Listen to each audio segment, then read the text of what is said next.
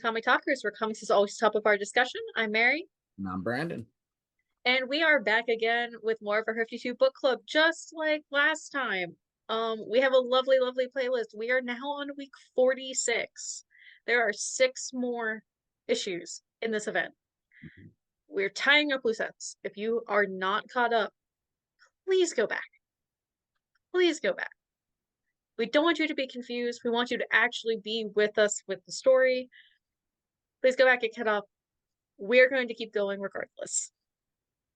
And we open with my favorite reality TV show, Oolong Island, um, and with the weird egg guy whose name I refuse to commit to memory, talking about how Black Adam survived Dr. Death's acid rainstorm. He says, but fear not, the perimeter force shield is designed to withstand a direct asteroid strike, the kind that brought about the extinction of the dinosaurs. We sort of see all of the other scientists, with the exception of Dr. Morrow, who is completely unbothered, freak out about the fact that Black Adam is coming. They were like, the most dangerous living being on the planet is now mere miles away from my soft, vulnerable guts. I don't mind saying I'm about to soil my villain suit.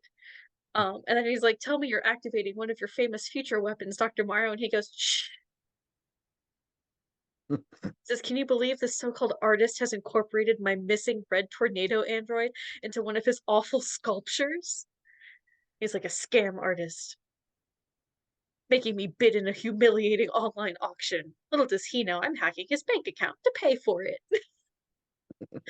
Everyone else is like, oh my god, Black Adam is coming. And Mario's like, I gotta do my dark bidding on the internet. um, and Will Magnus is just also kind of there. He doesn't seem all that bothered either. But his life is already so terrible at this point. I think he's almost welcoming it. And Dr. Kell goes, we're all going to die, Will. We deserve to die. And then Black Adam shows up. You can see him burst through the force field. Mm-hmm. Will says, a lot of the scientists and technicians who worked on the Four Horsemen project seem to be having the same problems. Nightmares, nausea, depression. She says, we summoned demons. We gave the world to demons, Dr. Magnus. Says it's not about the global crime state. Beyond Mannheim, beyond Chengzu, there are others, and they already walk among us. And of course, there's Dr. Savannah reclining in his chair, so excited. So excited. It's like just relaxing, watching it all happen, and he's got the plan to take him down. And then we just see the other scientists and their efforts to stop Black Adam are just making him angry. He's a little frustrated now. And he keeps going, and he's just destroying every effort they make to stop him. I don't know why they thought this would work. Stop. Get some help. Like we Reconsider your life choices. Dr. Kale is like, Black Adam killed Death, the Pale Horseman. What does that make him? The forces of evil are gathering. Don't you understand? The final crisis is coming. Servants of death and despair, apostles of anti-life. Their goal is eternal slavery and the destruction of human free will. And she's like grabbing Will by the jacket, and he just looks disgusted. Actually, like we already know that like Will does not give a single iota of concern to the fact that Dr. Kale is the only woman on this island. Because he's not interested in that. On any level. On any level. And then she throws off her lab coat and tackles him into a corridor. It's like, doesn't that turn you on? And the answer is no. no. The answer is no. We can all see him. We know the answer is no. You're just blind. And even then, the next thing we see is they're still firing things at Black Adam. It's still not working. We see Will with his new plutonium man, basically. And then she says, I use everyone, Will. Do you hate me? And she is partially undressed. He is fully clothed and not paying any attention to her. So the answer, again, was no. No. And he goes, guess not. Sorry to disappoint you. She just keeps waxing melodrama about the fact that all of this is coming. The other scientists are also continuing to freak out. One of them says he can't find the island if he can't see it. Like, it bends light all around us. And one goes, he can still smell it and hear it. One says, perhaps you might like to consider turning your senses away from the island and toward his eyes to blind him. Paul Magnus, who is continuing to, not pay attention to Veronica Cale, Veronica sort of grabs a gun, walks away, and then exits through the doors. Everyone inside is very upset, but she walks out to face Black Adam directly, saying that she made them. I made the things that killed your family. And she says, it was me. But Black Adam completely bypasses her, just walks straight past her, doesn't even acknowledge she's there, as she walks towards the volcano and he goes into the building. And then IQ says, and this is some of the most 80s movie posturing I have ever seen in my life. Come on now, don't be scared, fellas. We've all been here before. Let's face it, some of you boys look like you've been bullied all your lives. And now the ultimate big bad bully's right outside knocking on the door. Do we run?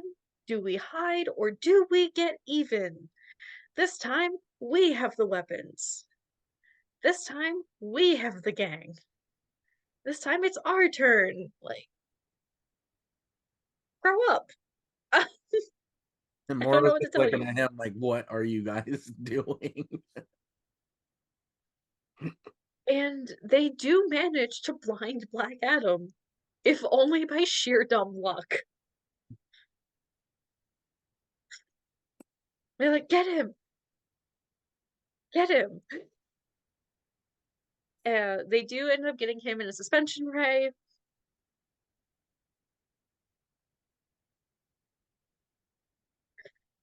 And then they're all sort of waiting for Dr. Morrow because he's the one who has faced the entire Justice League single-handed, and he's still doing his bidding on the internet. He's not focused on them at all.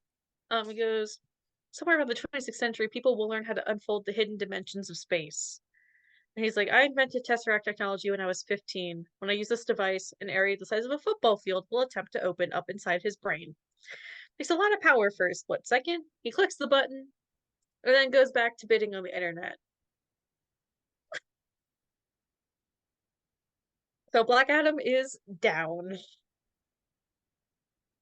And IQ, again, typical 80 movies posturing, says the super jock's on his knees. They put a weird neuro crown on him to reroute all the electrical impulses back to his body so he can't do anything externally. Dr. Savannah crowds over his body and goes, I hate you. I want you all to know that. But together we've done something I could never have achieved on my own. And then he's like, I'm going to go experiment on Black Adam. He's been making plans for this moment for a very long time. And then Dr. Morrow starts celebrating in the background. He says, but he just managed to succeed in purchasing his red tornado back.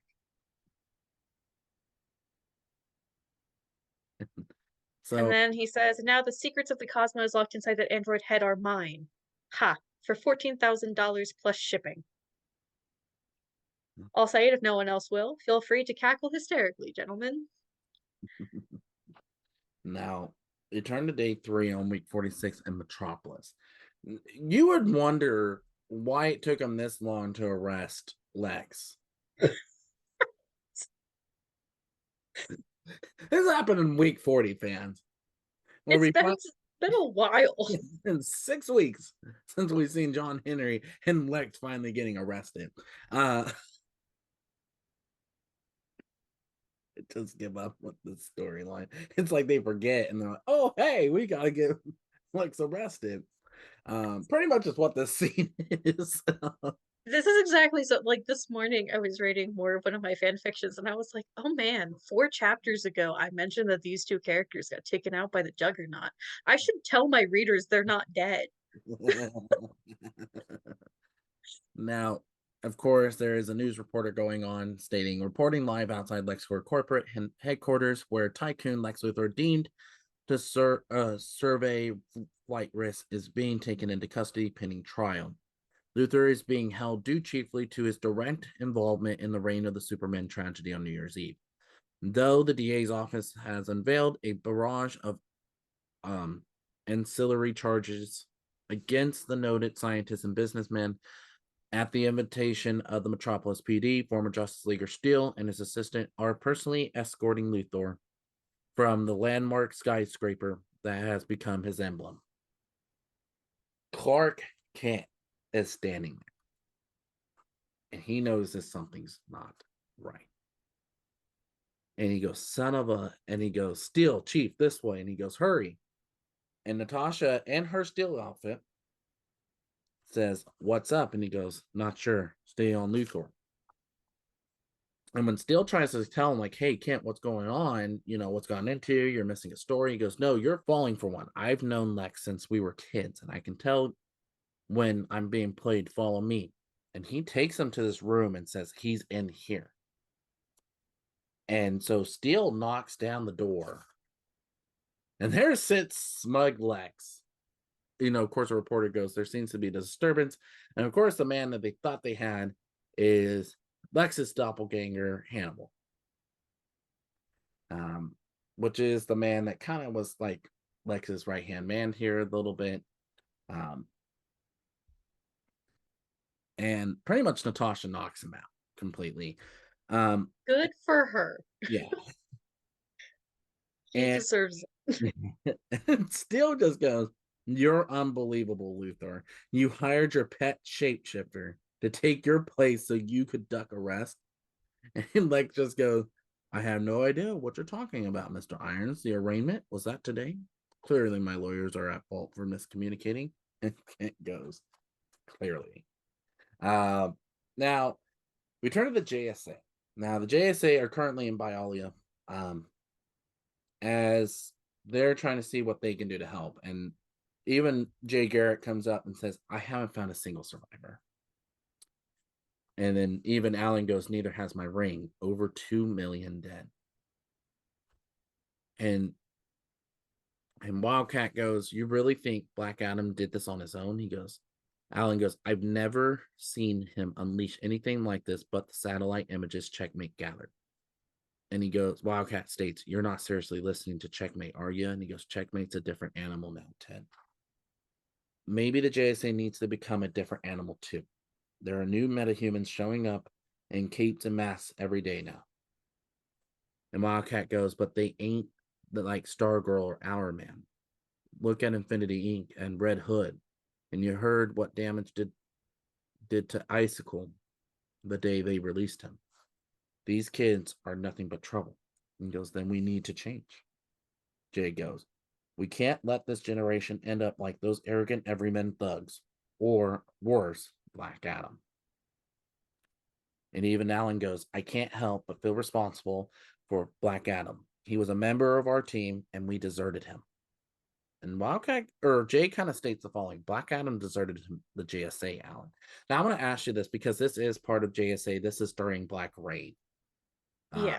Now, what's your take on this? Do you feel like Black Adam left or do you feel that the JSA turned? Because it really can be looked at both ways. Again, it's one of those things where they're all right, but they're also not. It's like both happened. Right. Because like it's very easy to read that Black Adam would have turned regardless of what the JSA did, but it's also like the JSA definitely could have done something different. Right. But also like I don't know. I think it's bold words for Ted Grant to try to call out Grant Emerson. Right. I think Like hasn't the boy been through enough? Yeah.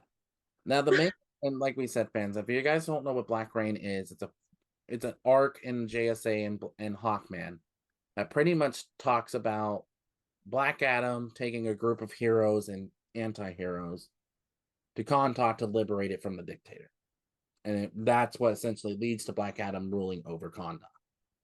And that's why they say if you exit outside these borders, you're gonna be creamed, you're gonna be killed. And that's why Atom Smasher is in prison. That's why a lot of things have been happening. But yeah, that's the whole thing, is it could really go both ways. But there's a voice in the background when Jay says this, and he goes, Jay's right. And Alan goes, Atom Smasher? And he goes, checkmate brought me to you. I want back on the JSA. I want to help find Black Adam. Now, that will end this main week's issue, but we're going to go over an origin story of one of Mary's favorite characters. Don't even lie on me like that. Don't, no. Rude. That'll be like me saying that you love Catman. Don't do that to me. Or Lobo. What if I just started saying Lobo was your favorite character? I know. I'm being sarcastic, of course. I know. You're going over the Batman, written by the great Mark Waid. States the following. Bruce Wayne learned the power of fear as a boy, watching in frozen horror as his parents, two of Gotham City's leading citizens, were robbed and murdered by a common thug. At their graves, Bruce swore a solemn vow to revenge their deaths, relying less upon his $1 billion inheritance than on his iron will. Bruce traveled the globe, gradually training his mind and body to the peak of human perfection. While studying under the best criminologists, detectives, and fighters the world had to offer. Returning home, Bruce took to the streets as a vigilante crime fighter. Despite his skills, however, he lacked an edge, a presence, until a startling omen reminded him of the lesson he learned the night his parents died. To be truly effective, he would need more than gadgets and resources. He would have to become a creature of the night, dark, frightening, able to strike terror into the hearts of criminals. As a child, fear was his weakness. As a man, it becomes his weapon. Powers and weapons. Besides being a master of fighting skills, the Batman is a legendary escape artist and the world's greatest detective. His utility belt is stocked with a wide array of tools and arraignments, including batarangs, grapnels and zip lines, gas and smoke capsules, and remote controls for his fleet of Batmobiles. Essential storylines: The Batman Chronicles, Batman Year One, The Dark Knight Returns, and Batman: The Greatest Stories Ever Told, and alliances are to the Justice League of America.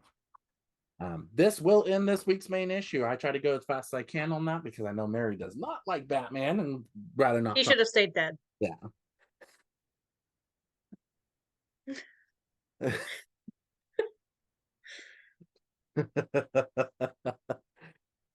Or in my perfect world, he never existed. But fans, let us know what you love about this story so far. We're, like Mary says, we are about 6 issues left into this. Plus, we have World War III that we're going to go over. So, fans, if you want to get caught up where we're at, please go back to the playlist. We have weeks through 1 through 45, now 46 at this point. So you guys can get caught up to where we are at this point in time. If you want more content, you like this content, you want more of it, hit the like button, hit the subscribe button, hit the bell notification so you never miss an episode. Check Mary and I and our other teammates out on Spotify for podcasters, Spotify, Google Podcasts, and Apple Podcasts for other great comic book and anime content. Also, check us out on Instagram, Facebook, and TikTok at Comic Talkers. And without further ado, my name is Brandon. I'm Mary. And the comics always be the top of your discussion.